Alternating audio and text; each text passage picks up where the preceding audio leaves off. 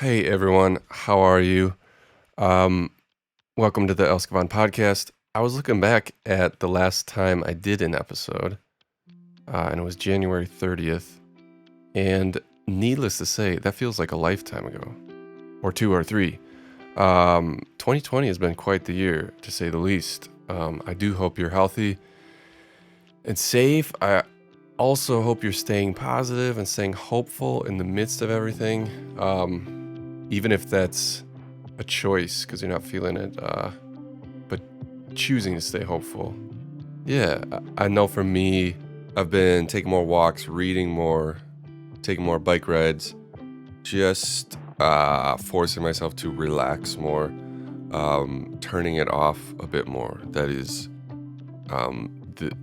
this feeling of this need to always be writing or getting things done or just always being productive. Just trying to relax more with my family, stay connected with my friends, and stay hopeful. Easier said than done, but I'm choosing to stay hopeful in the midst of all this. So, yes, stay hopeful. Stay engaged, stay open with your family and friends, with your creativity. But I'm not going to talk about coronavirus too much. That's not why you're here. You're here to geek out with me on music, production, recording, stuff like that. And for this episode, we're going to look at my song Manner Forms, which is the first song from my new Elskavon EP, Patience Bloom, out today on the Memoir music record label. With this EP, you'll hear it has a pretty consistent, organic and at times lo-fi touch to it. It doesn't get too big or cinematic like some of my stuff. It's all pretty mellow. I did some different things with the recording percussion in particular. And with this track we're going to look at, especially I avoided like a really tight, kind of clean production writing style. I embraced the messiness, as it were. Anyways, let's dig in. So I think this song started with the electric guitar, just this simple chord-driven progression here. I wanted to do something like that, just a straightforward, simple electric guitar progression that drives the song. I haven't done that, at least for Elskavon, since my song Lynn, which is on my third album, Reveal. And this guitar part, it plays throughout as the song builds and everything. But that's just a simple, mostly clean, you can tell there's a little breakup there. Just playing with my amp. The Fender Blues Junior, that's all I got. I love it. After that, I added this beat and the different layers of percussion there. I soloed this part here. You can hear that kind of kick snare. Samples from the artist J Views, who puts out some really amazing samples and loops. He's also, I love his album 401 Days. And his album DNA Project, amazing. I love, if you haven't heard or checked out his album DNA Project, J Views, you gotta do it. It's amazing. Okay, so I had this kick snare thing going on. I'm gonna back up, and then I added these layers here.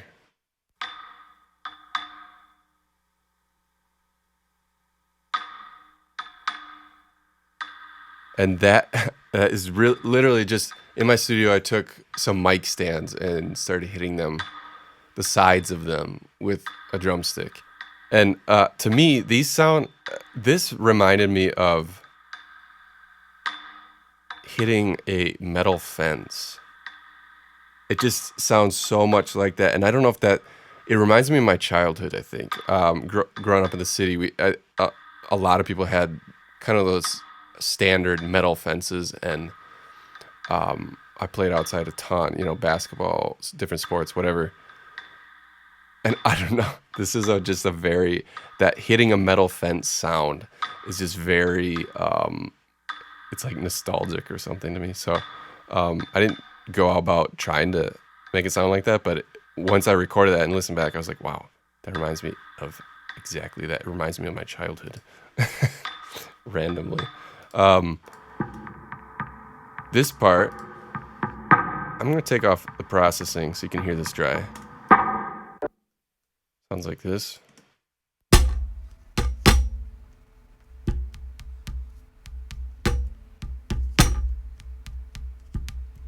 Nothing special. I don't know exactly what I'm hitting there. Part of a desk or something, or like a stool. That's it. And then I EQ'd it, filtered it on both sides. Some Valhalla vintage reverb, Valve compressor, and then the megaphone, the plug-in megaphone by Audio Thing. Kind of a cool little lo-fi plug-in. Here's another layer later on.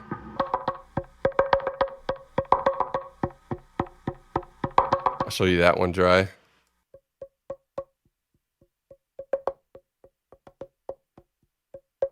And then later on when it gets bigger.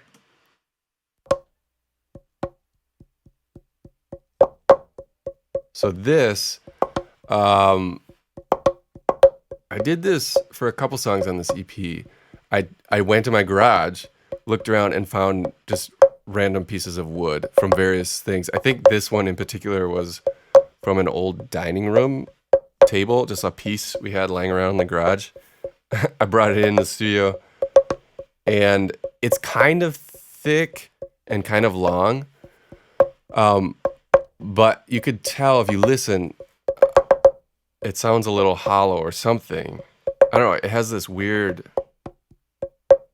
poppy wooden sound to it or something, Not poppy in the sense of like genre pop. I mean, just like that timbre. So processing it with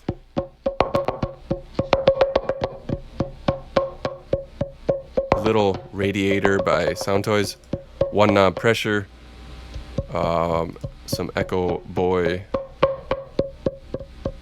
delay on it. And then I had another layer here later on of, I think this is hitting my studio desk, or one of my desks in here. I'm going to show you it dry. It's very different. Sounds like this. It's kind of messy.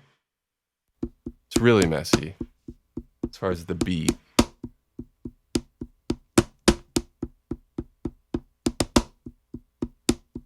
But then I processed it with a heavy amount of Mangled Verb by Eventide. Filtered on both sides. I bring out the mids quite a bit, around 800 to 1K there. And then I just have a Logic amp simulator on it.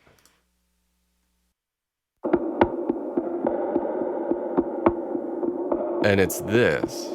So there's a little bit of percussive elements left in there, but a lot of it creates this like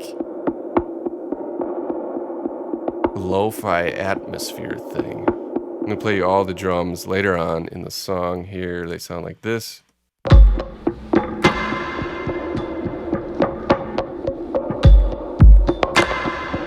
All these layers together. So you could hear, I still have that kind of kick and snare,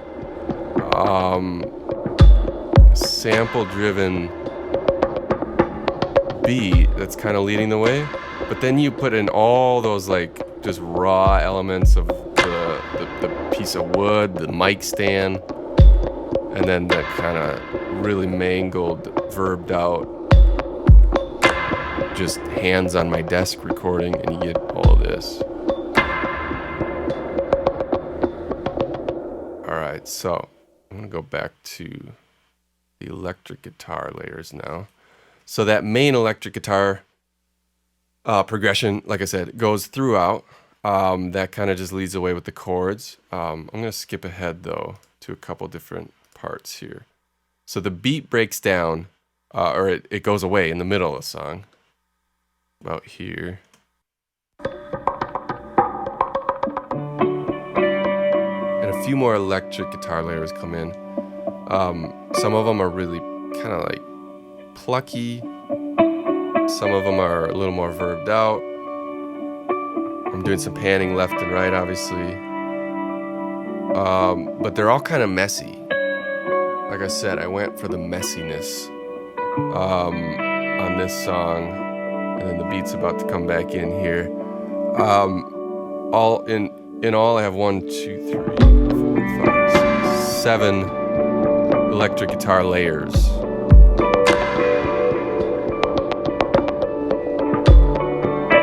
Doing slightly different things. They're all kind of related, but they're all doing slightly different things. I'm going to pause and show you this pair in particular.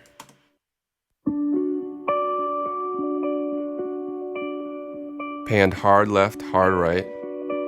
Doing kind of similar things. I mean, it's sort of like a recorded part high up on the neck there. And then I just hit record again. I went back to the same spot, hit record again, and sort of did a double. But obviously very far from being super tight and far from being the same thing, obviously. It's close, but it's a really messy double. We'll call it that. And I really like that philosophy for this song in particular. Layers of things, but messy layers.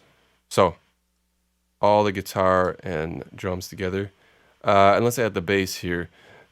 Nothing special with the bass. A lot of times with Elskavon stuff, I do synth bass, or I do more pad type low end stuff.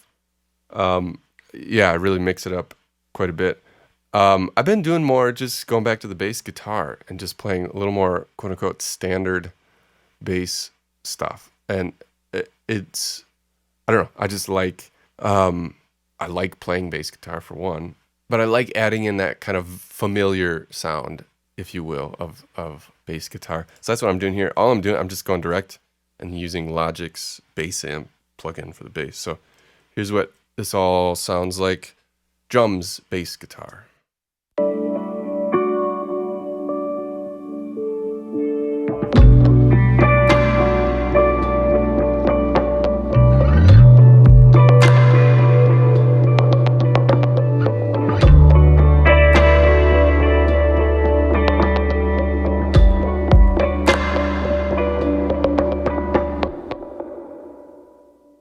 All right, and at this point, I had drums, bass, guitar, kind of the meat and potatoes of the song, right? And I was moving on to different things at this point, and I don't really have a sort of lead melody type thing with this song necessarily. The closest thing I have is this, which is also electric guitar, but I didn't mark down. I can't tell exactly what it is. It sounds like it could have been either my EBow, or some sort of pedal situation where I had a slow attack, so it's almost like a pad sound. It's not happening with the plugins. I'm looking back, so it happened going in either with like I said, the EBow or with pedals. Here's what this sounds like.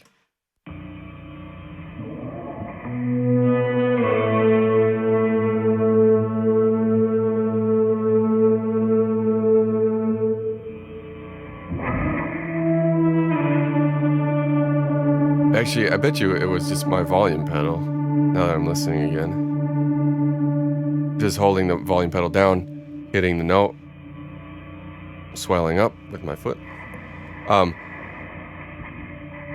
So this is near the end of the song, where I have a full beat and everything. But what I did later on is I went back to the beginning of the song, and I took that recording that you just heard, and I reversed it and put that on its own track with its own processing. Sounds like this.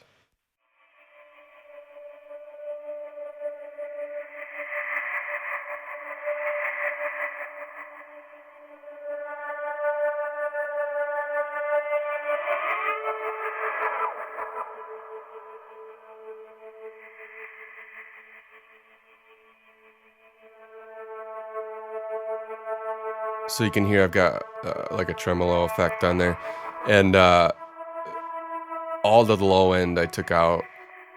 It's just kind of like this with the reverses and it, or with it being reversed and with the fact that it was a swell to begin with. It's got this kind of weird, almost haunting ambient type flavor to it. So that's in the background for the first half of the song. Then it comes in with later on with the original part. All right, next is this.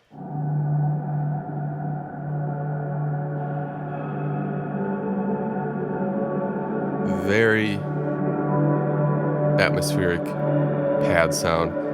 This, believe it or not, came from a recording of my kalimba, which is that little wooden finger keyboard that has those metal pegs on it. So very like plucky sound to it. But I took that, and obviously it's a fully wet, huge reverb happening. I can't tell from the recording. I might have even processed it further with, I'm sure with some sort of delay, things like that. I don't know if I reversed stuff or whatever. But yeah, it goes to show you can take almost anything and make it, you can warp it and verb it out like crazy, and you've got, all of a sudden you've got this just massive pad from this tiny little plucky finger keyboard. The kalimba is only in the key of C. This song's in the key of D, so I just took these recordings and pitched them up in Logic, 2 semitones, and then I have a octave below as well, so that would be minus 10 semitones. And you have this. Then this one is fun. The piano recording.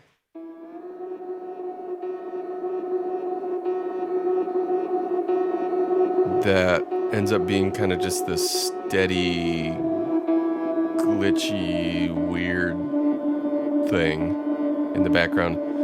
What I did here is I took a piano recording. It's just a snippet. I put it I sent it to my iPad using the app Sampler, and that's spelled sampler without an E at the end. If you have an iPad, go get this app. It's amazing. I've used it a ton on especially Elskavon stuff. It's just such a fun, you can do a lot with it. Obviously sampling things, but you can do layers, you can do you just gotta toy around with it. It's such a fun app to mess around with stuff. And I had this. It was just, I think this was, I didn't label it again, so I'm not positive, but I'm pretty sure this was on my Moog Mother 32 semi-modular synth, just holding D. So that's just holding the tonic note. And that's just this, the whole second half of the song. And I actually used, Moog is known for their filters, right? I didn't use it on this. Even though you can hear it swelling up, you can hear that cutoff rising here. I used Goodhertz low-high plugin. Don't ask me why. I love the Moog filter. I use it all the time. But it looks like I copied and pasted a handful of the same just D recording here. I do love also low-high's filter plugin because you can automate it, and that's what I'm doing here. You're hearing the peak of the filter right now, and then it'll go back down. But there's no glitches, like audio, digital glitches or artifacts really with this filter plugin, as opposed to other plugins. Sometimes I have issues with that.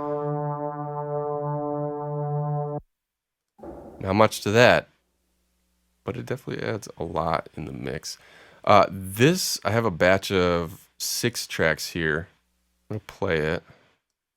let you guess first what it is.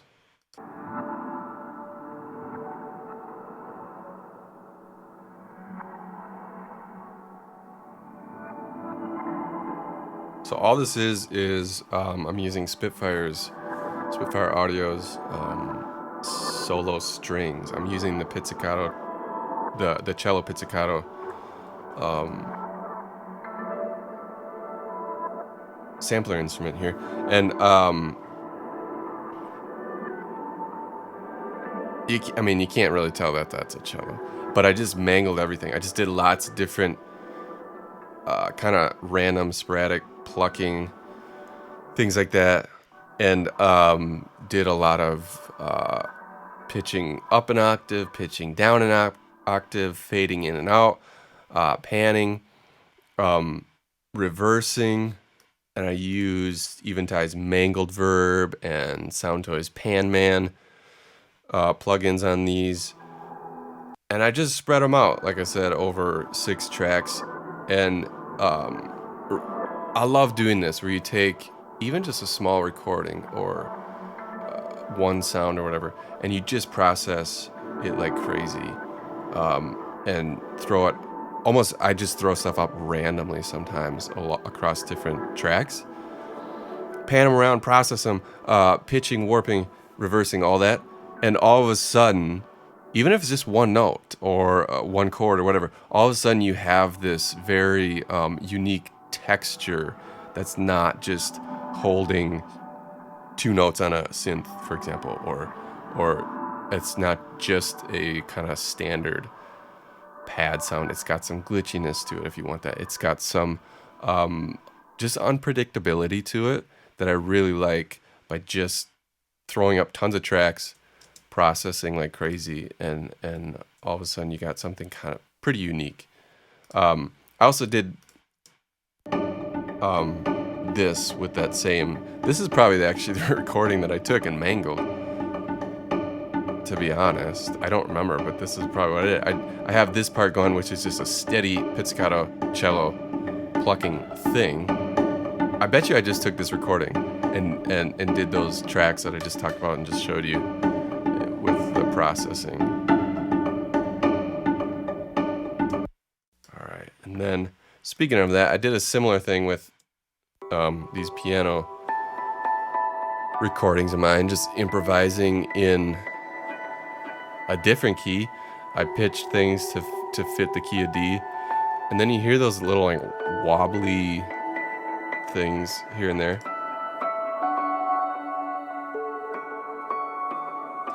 That's from I actually put a pitch correction plugin on the group bus of these piano recordings. So pitch correction is, it's like an auto-tune thing, typically used on vocals, right? Once in a while I'll throw it on something like this, even though it's not like I'm setting all 3 of these recordings to one bus, and I threw the pitch correction on that one bus, even though so I'm playing more than one note, things like that, so that the plugin doesn't really know how to treat that, but that's kind of the point, and that's why I did that. And you get these weird, so it's trying to take everything back to the key of D is really what it's doing. So if it hears something that's wonky, and not in the key of D, it tries to correct that, even though it might be hearing something else. And so that's where you get these weird, and I just do it subtle. I don't want to do, you don't want to do a super fast response, the T-Pain thing on vocals. Or maybe you do. I shouldn't say, I'm obviously like breaking rules by doing this in the first place. So, but anyways, yeah, I just like doing that once in a while and just seeing kind of what it does.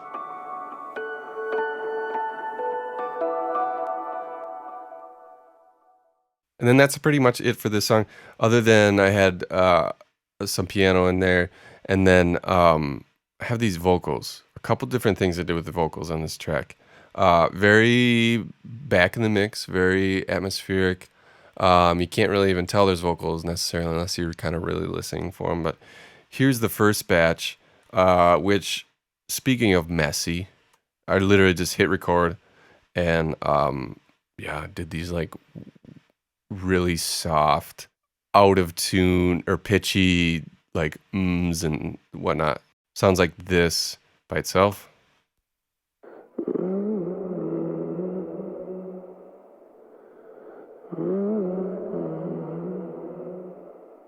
So on its own, it sounds like a sad beached whale or something like that.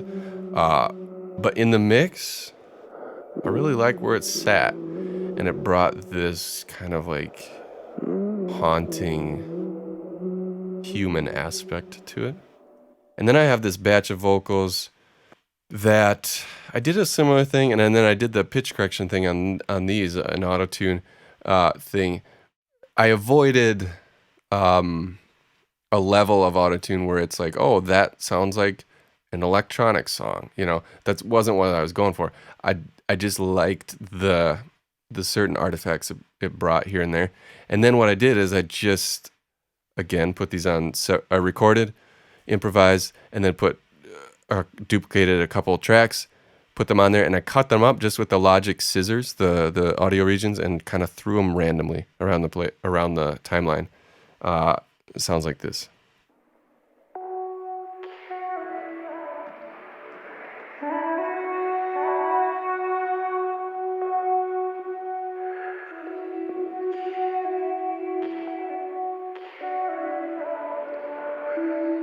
And I'm kind of singing words a little bit here and there. I like to do that with Elskavon songs, I've found, is like almost placing these vocals, like these lyrics, as like little Easter eggs. I don't know, like kind of like hidden throughout. And then especially with this, when I cut them up and chop them up and place them around and process them on the timeline, you put them back in the mix, I don't know, it just brings this unique human element that's, again, pretty unpredictable. It's messy, it just kind of fit. And that's pretty much it.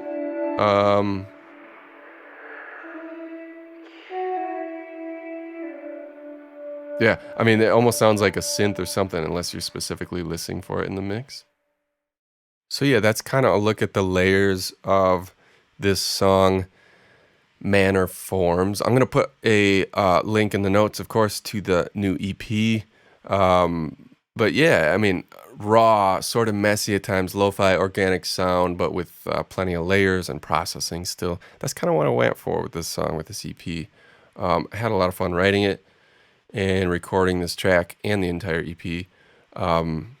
Basically just constantly going against quote unquote production rules, as it were. Yeah, I'd love it if you took a listen to the full EP.